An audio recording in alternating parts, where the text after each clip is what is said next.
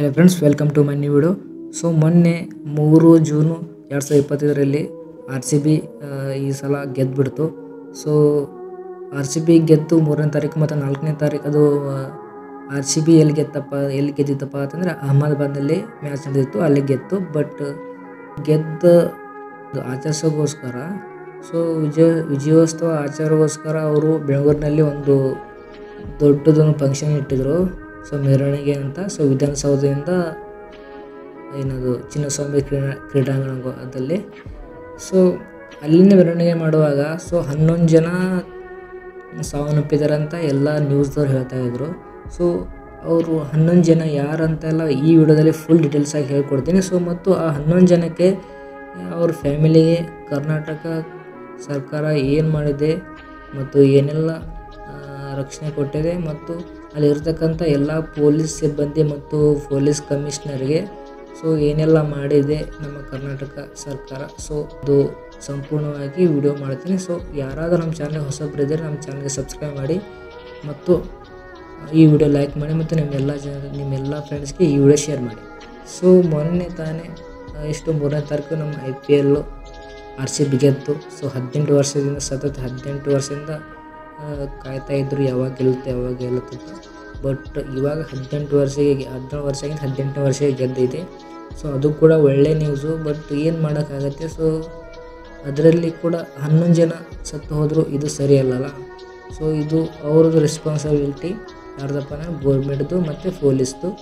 So ಅದಕ್ಕೋಸ್ಕರ ನಮ್ಮ ಸಿದ್ದರಾಮಯ್ಯನವರು ಒಂದು ಏನು ಹೆಲ್ಪ್ ಮಾಡಿದ್ದಾರೆ ಎಲ್ಲರಿಗಂದರೆ, ಸೊ ಅವರು 11 ಜನ ಯಾರದಾರ ಅಂತ ನಾನು ನಿಮಗೆ ನೆಕ್ಸ್ಟ್ ಸ್ವಲ್ಪ ಮುಂದ್ಗಡೆ ಹೇಳ್ತೀನಿ.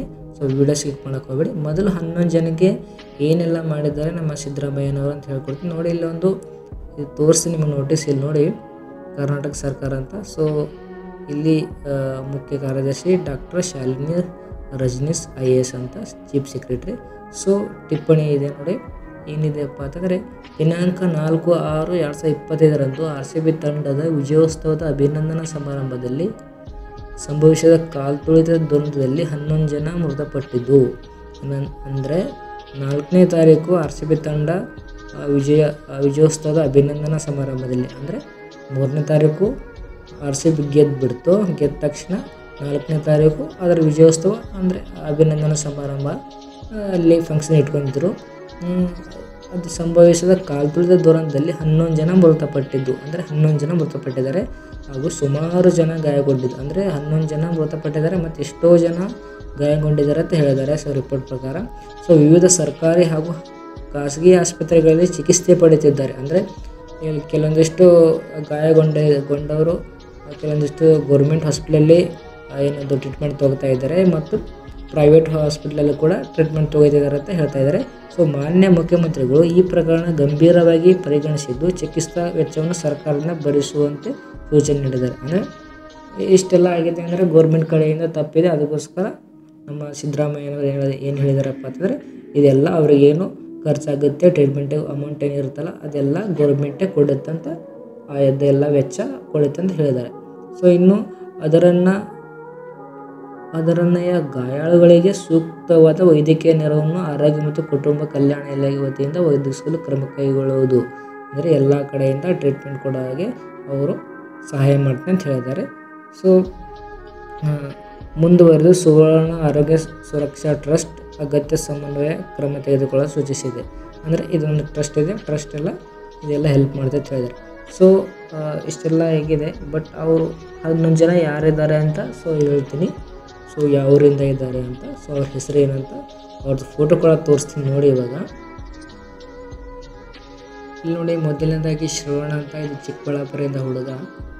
ಮತ್ತು ಇವಾಗ ಬಂದು ಶಿವಲಿಂಗ ಅಂತ, ಇವರು ಯಾದಗಿರಿನವರು. ಸೊ ಇವರು ಬಂದು ಸಹನಾ ಅಂತ ಕೋಲಾರದವರು. ಸೊ ನೆಕ್ಸ್ಟ್ ಬಂದು ಪ್ರಜ್ವಲ್ ಅಂತ ಚಿಕ್ಕಬಳ್ಳಾಪುರದಿಂದ. ಸೊ ನೆಕ್ಸ್ಟ್ ಬಂದು ಪೂರ್ಣಚಂದ್ರ ಅಂತ, ಇವರು ಮಂಡ್ಯದವರು. ಸೊ ನೆಕ್ಸ್ಟ್ ಬಂದು ಚಿನ್ಮಯ್ ಶೆಟ್ಟಿ ಅಂತ, ಇವರು ದೊಡ್ಡ ಕಲ್ಸಂದ್ರ ಅಂತ ಅಲ್ಲಿಂದ. ಸೊ ಇವರು ದಿವ್ಯಾಂಶಿ ಅವರು ಬೆಂಗಳೂರಿಂದ. ಸೊ ಅಕ್ಷತಾ ಅಂತ, ಇವರು ಉತ್ತರ ಕನ್ನಡದವರು. ಸೊ ಭೂಮಿಕಾ ಅಂತ, ಇವರು ಹಾಸನದವರು. ಸೊ ನೆಕ್ಸ್ಟು ಮನೋಜ್ ಕುಮಾರ್ ಅಂತ, ಇವರು ತುಮಕೂರದವರು. ಸೊ ಇಷ್ಟೆಲ್ಲ ಜನ ಇದ್ದಾರೆ. ಮೃತಪಟ್ಟ ಇಷ್ಟೆಲ್ಲ ಜನ ಮೃತಪಟ್ಟಿದ್ದಾರೆ. ಸೊ ಅದರಲ್ಲಿ 11 ಜನ ಮೃತಪಟ್ಟಿದ್ದಾರೆ ಮತ್ತು ಕೆಲವೊಂದಿಷ್ಟು ಎಷ್ಟೋ ಜನ ಗಾಯಗೊಂಡಿದ್ದಾರೆ. ಸೊ ಇದಕ್ಕೆಲ್ಲ ಗೌರ್ಮೆಂಟು ಏನದು ಉಚಿತ ಚಿಕಿತ್ಸೆಯನ್ನು ಕೊಡುತ್ತೇವೆ ಅಂತ ಎಲ್ಲ ಕೊಡ್ತಾ ಇದ್ದಾರೆ. ಸೊ ಏನು ಮಾಡೋಕ್ಕಾಗಲ್ಲ, ಅನಾಹುತ ಗೌರ್ಮೆಂಟ್ ಕಡೆಯಿಂದ ತಪ್ಪಾಗಿದೆ, ಏನು ಮಾಡೋಕ್ಕಾಗಲ್ಲ ಇವಾಗ. ಸೊ ಅವರು ಏನು ತೀರ್ಕೊಂಡು ಹೋದವರ ಅವರಿಗೆ ಮನಃಶಾಂತಿ ಸಿಗಲಿ ಅಂತ ಅನ್ಕೋತಾ ಸೊ ಇಲ್ಲಿಗೆ ನಾನು ವಿಡಿಯೋ ಮುಗಿಸ್ತೀನಿ. ಜೈ ಹಿಂದ್, ಜೈ ಕರ್ನಾಟಕ.